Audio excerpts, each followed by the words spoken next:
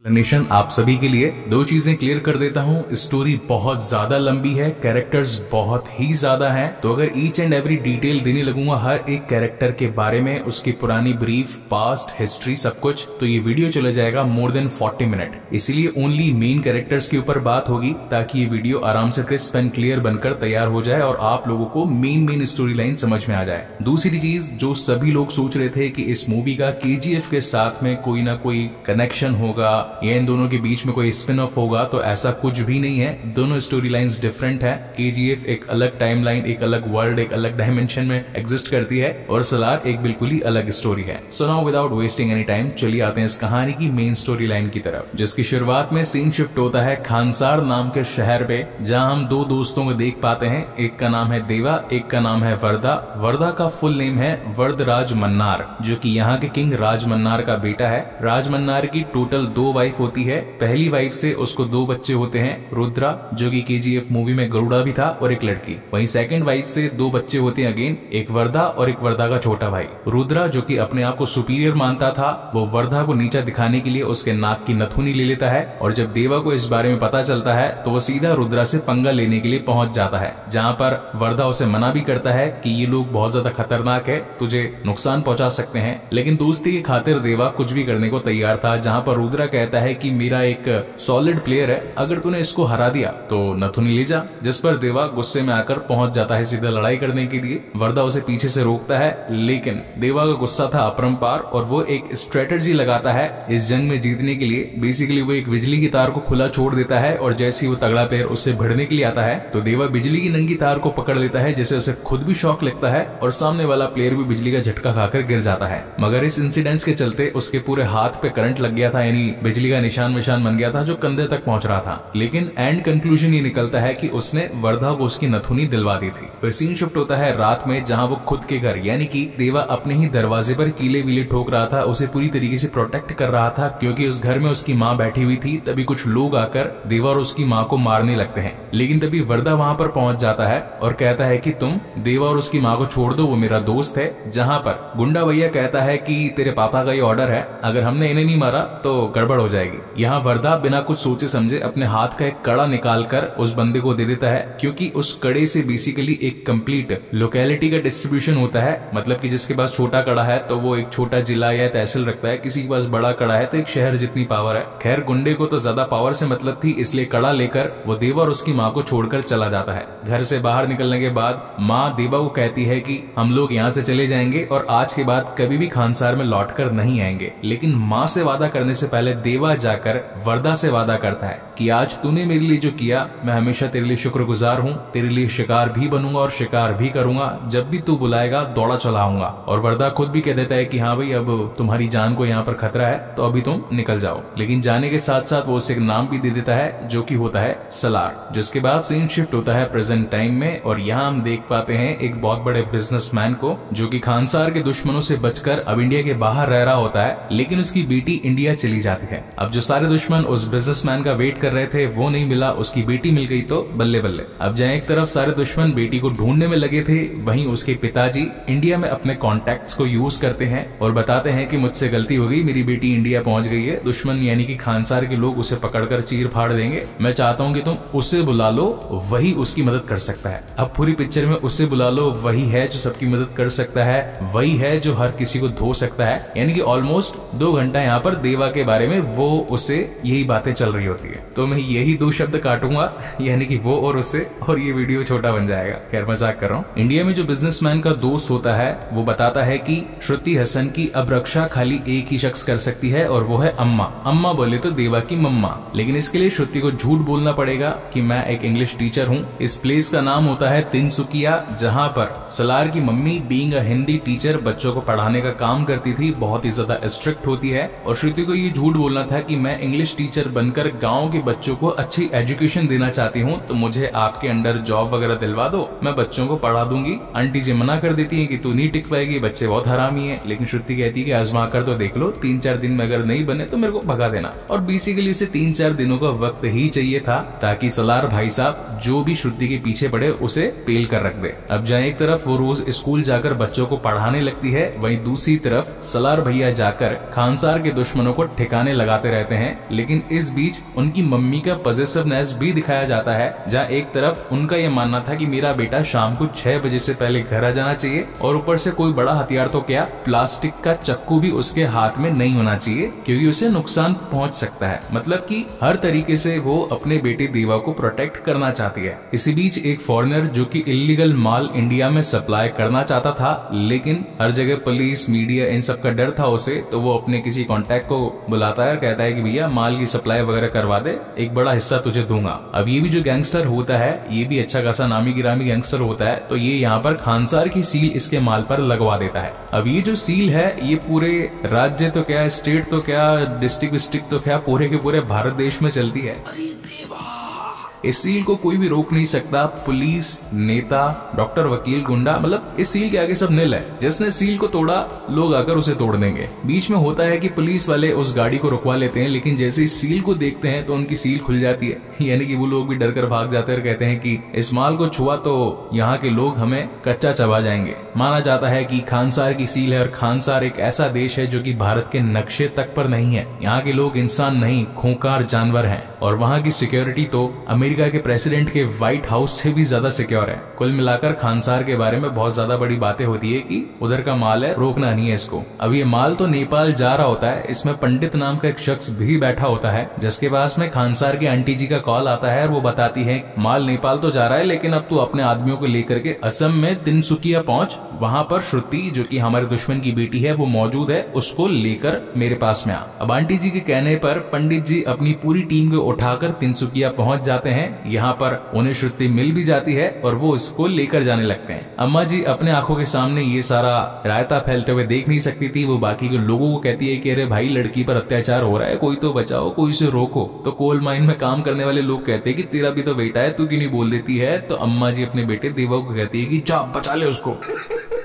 और फिर आते हैं देवा भैया, जिसकी पूरी पिक्चर में वो आएगा, उसके आने से ये हो जाएगा, तो वो पर्सन यानी कि देवा जी आ जाते हैं। एंड देन बहुत सारी मार कुटाई, धुलाई, पिटाई, ठुकाई, बोले तो सारे गुंडों का सर्वनाश।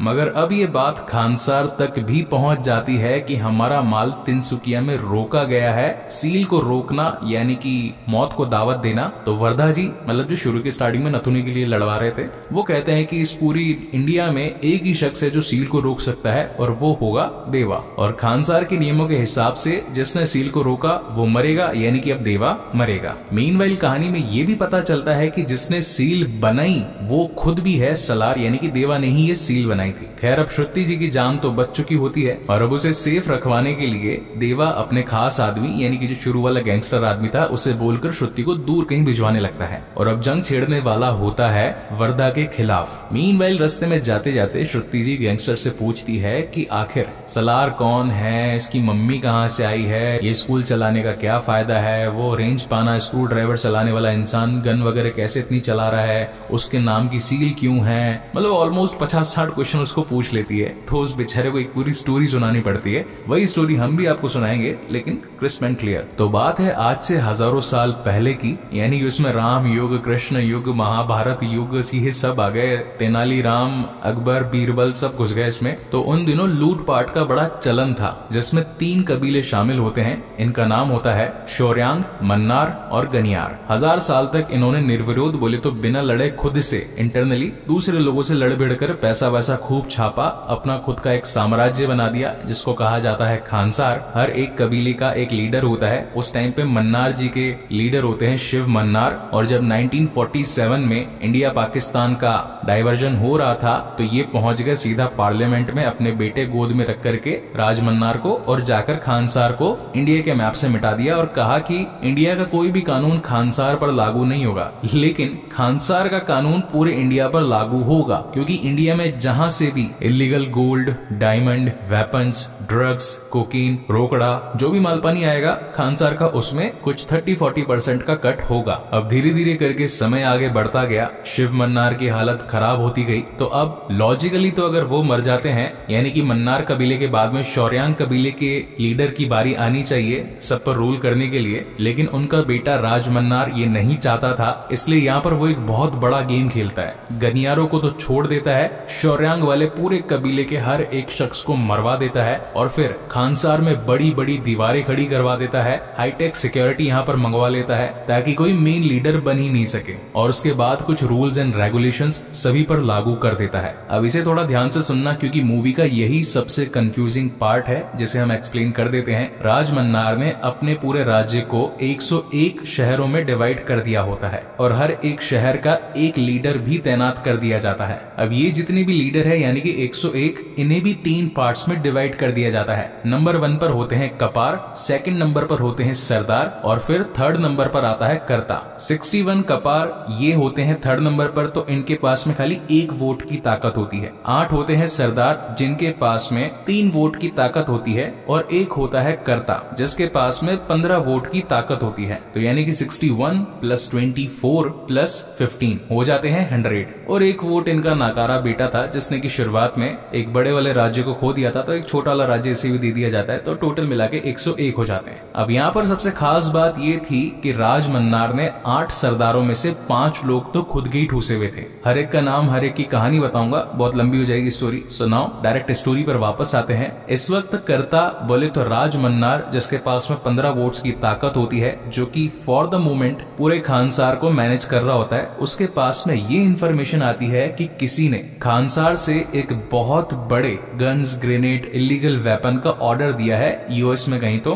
और अब वो सारे हथियार बनना शुरू हो चुके हैं। अभी ऑर्डर किसने दिया इस बात का पता लगवाने के लिए खानसार से हमारे कर्ता जी यानी कि राज मन्नार निकल पड़ते हैं यूएस के लिए। मीनवाइल खुद की गैर हाजिरी में वो अपनी बेटी को यहाँ का कर्ता बनाकर जाते हैं कि भैया तेरे पास टेम्पररी पावर है, थोड़ा बहुत मैनेज कर लेना। लेकिन खानसार में पुराने नियमों के हिसाब से एक निबंधन होता है जिसमें ये बात मौजूद थी कि जो भी पावरफुल है वो अपनी पावर का यूज करके अपना दमखम दिखा करके अच्छी पोस्ट को हासिल कर सकता है, यानी कि कर्ता वगैरह बन सकता है और खानसार उसका हो जाएगा। तो इस पर खूब लड़ाई भिड़ाई होती है। हाँ, एक छोटी सी चीज और, राज मन्नार ने यूएस जाने से पहले अपने बेटे वर्धा मन्नार से ये बात बोली थी कि मैं तुझसे प्यार बहुत करता हूँ, मैंने आज तक तुझे कभी तेरा हक नहीं दिया। मतलब कि एनिमल मूवी से अनिल कपूर जी रणवीर कपूर से कह रहे होते हैं कि यार प्यार तो बहुत किया लेकिन तुझे याद उसी टाइम किया जब गोली पड़ी। ओके, सो मजाक नहीं, साइड में मेन स्टोरी पर आते हैं। उनका कहना था कि तुझे आज तक मैंने कोई हक तो नहीं दिया, लेकिन जब मैं वापस आ जाऊंगा तो मैं चाहता हूँ कि तू यहाँ का कर्ता बन जाए। तो अब देख ले, तू इन 8 सरदारों में से किसी एक भी सरदार को हटा करके अपनी जगह ले ले। तो इस बीच में वर्धराज मन्नार यानी कि वर्धा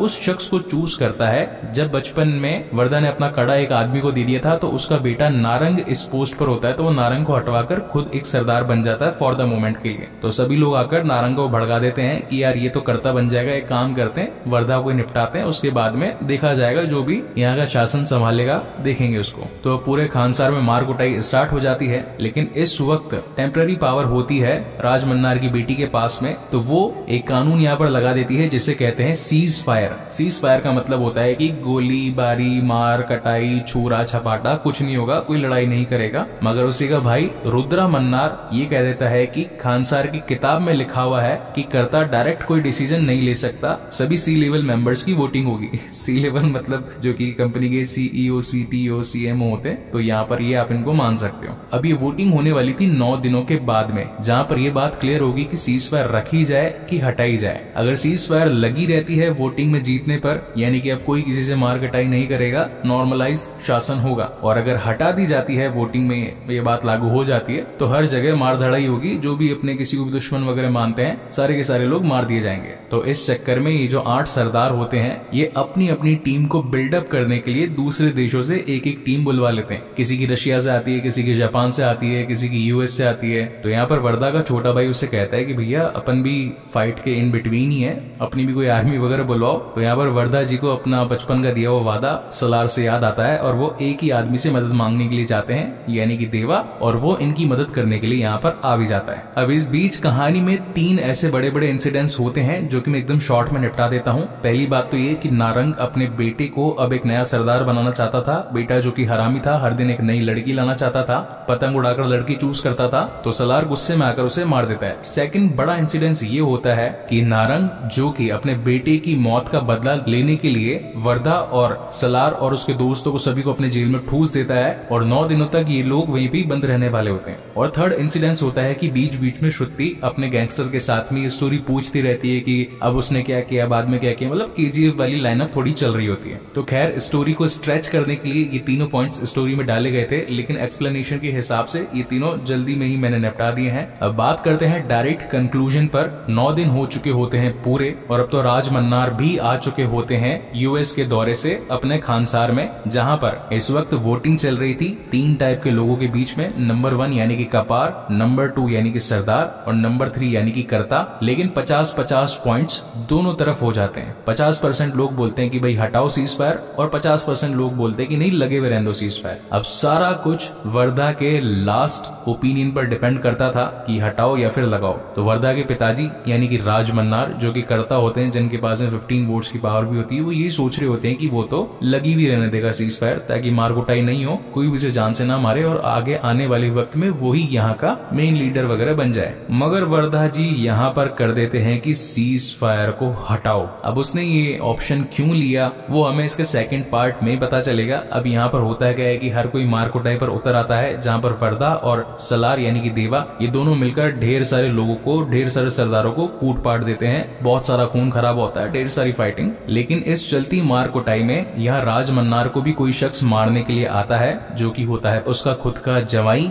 यानी कि पहली वाली बीवी से पैदा हुई बड़ी बेटी का पति। मैं जानता हूँ थोड़ा सा लंबा रिलेशनशिप है, लेकिन आज जवाई कह देता हूँ तो समझ जाना। ये भाई साहब बिलोंग करते हैं शौर्यांग कबीले से। आज से जब 30 साल पहले बहुत सारी मार कुटाई हुई थी, तो जब मन्नार कबीले ने पूरे शौर्यांग कबीले को खत्म करने का डिसाइड किया था, तो उन कबीलों वालों ने अपने बच्चों को नीचे गटर में छिपा दिया था ताकि बच्चों पर कोई हाथ वाथ ना उठा पाए। और गनियारों को इसलिए छोड़ दिया था क्योंकि उन लोगों में एकता कभी नहीं थी। इसका सीधा मतलब साफ है कि अगर एक को चाटा मारोगे तो 10 लोग साइड में यूं ही बैठ जाएंगे कि भैया एकता नहीं अपने में, क्या ही लड़ेंगे, अपन साइड में बैठ जाते हैं। इसलिए गनियारों को तो छोड़ दिया और शौर्यांग जो कि हमेशा एकता वेकता में रहते थे, तो उन लोगों को मार काट दिया। इसी के साथ सबसे बड़ा प्लॉट ये रिवील होता है कि देवा जिसे मारने के लिए मन्नार के लोग आए थे, लेकिन वर्धा ने उसे बचा लिया था। तो देवा भी खुद शौर्यांग कबीले के लीडर का बेटा होता है। और जो मैंने शुरुआत में आपको बात बताई थी कि अगर मन्नार कबीले का कोई सरदार या कोई लीडर वगैरह अगर अपने पोस्ट से हट जाता है, मर जाता है, तो सेकंड नंबर पर बारी आनी थी शौर्यांग कबीले के किसी इंसान की। तो पिताजी तो थे नहीं, तो एट द एंड बचता है देवा। और इसी तगड़े सस्पेंस के साथ ये वाला फर्स्ट पार्ट यानी कि सलार द सीज फायर खत्म होता है। अब यहाँ से बाकी की जो स्टोरी है वो इसके सेकंड चैप्टर में रिवील होगी, जिसका नाम है सलार पार्ट 2 यानी कि शौर्यांगा परवाम। उसमें ये पता चलेगा कि श्रुति को बचा लेने के बाद में क्या मतलब जो सील तोड़ी गई है, तो खानसार के लोग उसके पीछे पड़ेंगे कि नहीं पड़ेंगे। दूसरी चीज, अगर देवा ही शौर्यांगा से बिलोंग करता था तो और भी जो लोग हैं अब उसके पीछे पड़ेंगे, मारेंगे उसको, उसका राज्य हथियाने की कोशिश करेंगे। इस सील का एक्चुअल मतलब भी मालूम चलेगा कि भैया ये बनवाई क्यों गई थी। तो स्टोरी में अभी बहुत कुछ है जो कि दिखाना बाकी है। जैसे कि बाहुबली को डिवाइड कर दिया गया था, केजीएफ को डिवाइड कर दिया गया था, तो यहाँ पर सलार को भी 2 पार्ट्स में डिवाइड कर दिया गया है। First part was good to watch. मैं पर्सनली कहूंगा कि अगर आप अपने फ्रेंड्स के साथ देखना चाहते हो तो डेफिनेटली आप जा सकते हो। स्टोरी काफी लंबी है, काफी घुमाव फिराव, उसको थोड़ा ग्रैंड स्केल पर दिखाने की कोशिश की गई है।